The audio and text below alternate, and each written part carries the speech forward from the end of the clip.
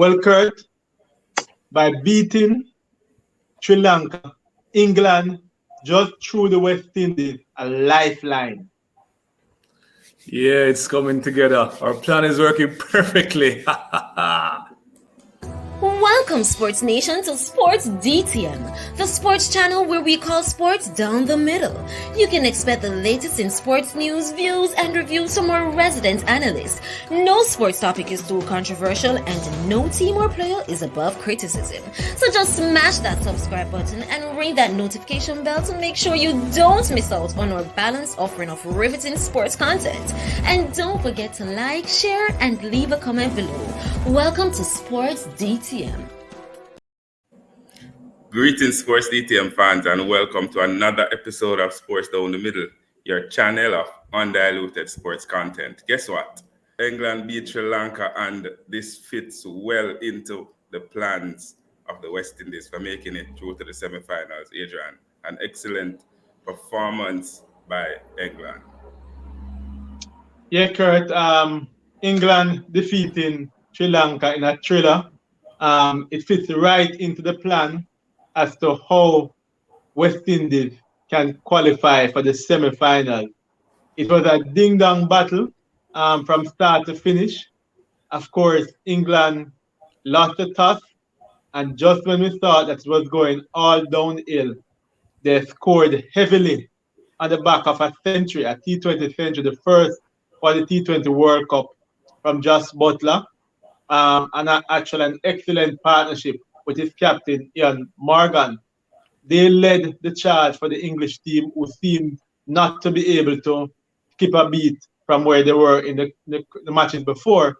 But not only that, they went on and played excellently, even in the face of some fierce competition from the Sri Lankans, who batted really well and looked like they were going to derail the West Indies' hope of an English victory.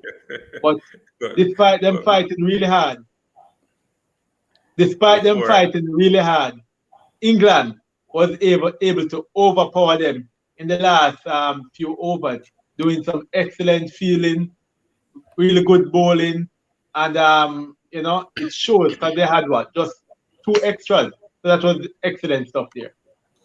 Before Raymond comes in, let me just share the screen to show the fans out there what you're talking about. It's exciting. Yes. So England throw West Indies a lifeline, right? That's the title. That's what you're calling it. The Sri Lanka won the toss and decided to bowl first. And for everybody who is watching the competition, you know that winning the toss is very important in this particular competition, because about 85% of the teams who win the toss and bowl first ends up winning the match. So Sri Lanka thought that was the right approach to go. And after 10 overs, they were on top of things. England 47 for 3. You have Roy 9, Butler 101 off 67. Milan 6 off 8. Bairstow, Ducks, Morgan 40, and Ali came in at the end 1 run. Important part of the Sri Lanka bowling is Asharanga, who bowled 4 overs for 21 runs and had 3 wickets. And Tekchana also bowled 4 overs for 13 runs. These are mystery spinners, wrist spinners, Raymond. They will pose a challenge for the West Indies when they face Sri Lanka in their next matchup. And when Sri Lanka turned to bat, they struggled a bit, but they came close to the end, needing 33 of the last 3 overs, and faltered and never made it. Raymond, a big performance by England. Excellent result for the West Indies. This means Sri Lanka is out of the competition. Yeah, pretty much. That's curtain calls. That's curtain calls for them. I'm just hoping that West Indies will take advantage of it. and actually, come through winning that match and putting down an excellent score to improve their the run rate. So, that net run rate. Once they put on an excellent score and stuff like that, we're hoping that will improve the net run rate, because just in case other teams tie on 6, that might play a part. If you guys remember that table from the last video. Right, and if we're to look at the table as it stands, you will see England at the top, 8 points after playing 4 games, winning all 4. England, the first team through to the semifinals. So the second place is now up for grabs. South Africa is currently holding that position temporarily until the West Indies win their remaining games. Australia in 3rd place, both of them on 4 points. Sri Lanka in 4th on 2 points. West Indies in 5th place on 2 points, but with a very terrible net run rate, and that they need to improve, and Bangladesh down and out after losing their 3 games. Adrian, the table looks like what we expect going into the next set of games. Yes, correct. The table looks exactly how we expected it to go going into the next set of games. The first piece of the puzzle fell into place earlier on Monday with England trashing Sri Lanka. That's good for the West Indies. The next piece of the puzzle comes up on Tuesday, whereby Bangladesh is expected to take on South Africa. And Bangladesh, though they seem to be out, has a very slim mathematical chance of actually making it through. And it is hoped that they will want to try to save some pride and get a win against the South Africans to allow the South Africans not to move up to the 6 points, right?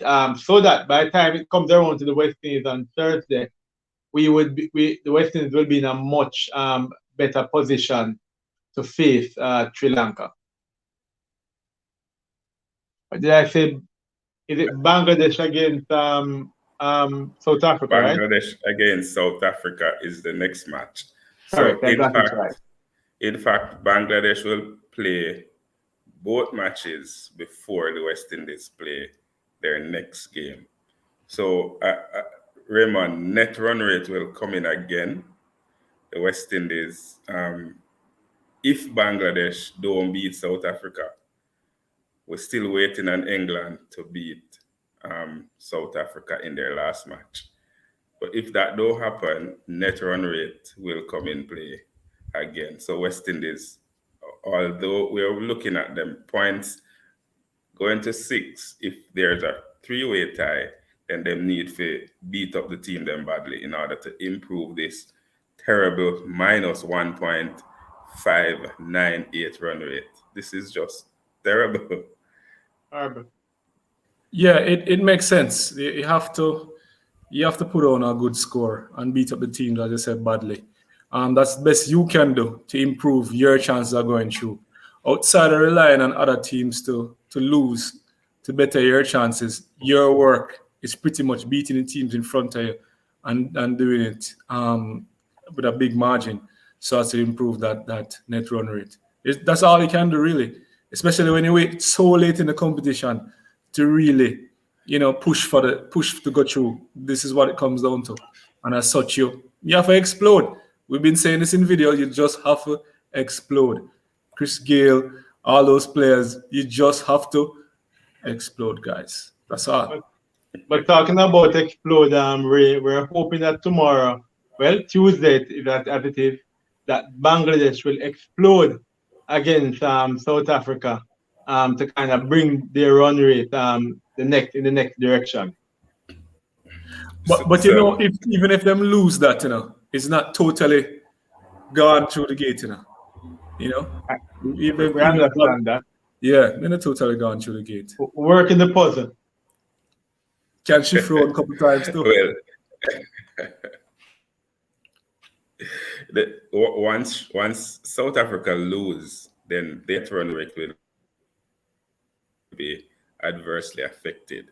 It depends on the margin of victory, and we hope that if Bangladesh wins 30 runs, then this will bring South Africa net run rate closer to 0, right? And that is where we want it, closer to a minus figure, because anything above 0, a positive net run rate will severely affect the West Indies' chances of making it the next round, which is the semi-final. But Adrian, talking about Bangladesh, do you think they can overpower Africa in this competition based on how both teams have played so far?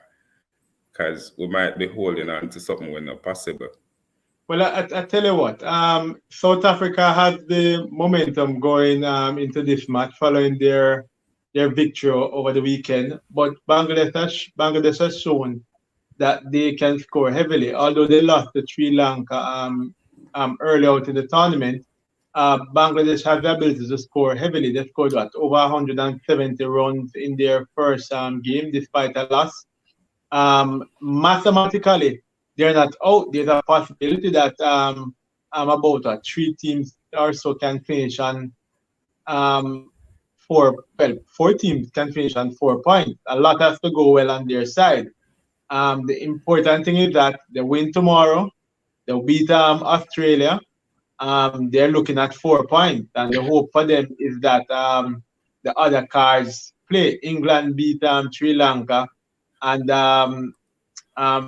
the West Indies also beat Sri Lanka. Before you know it, they are looking at a much better lineup there. So they will want to put themselves in a position whereby it's a fight and it gets them right down to the wire. Whereby it now becomes a 4-way stretch and they come down to net run rate. So it's they have a lot more mathematical calculations than the West Indies. So we hope that for their sake they come out hard and swinging and do their bit, and then the West Indies handle their business by winning their remaining matches.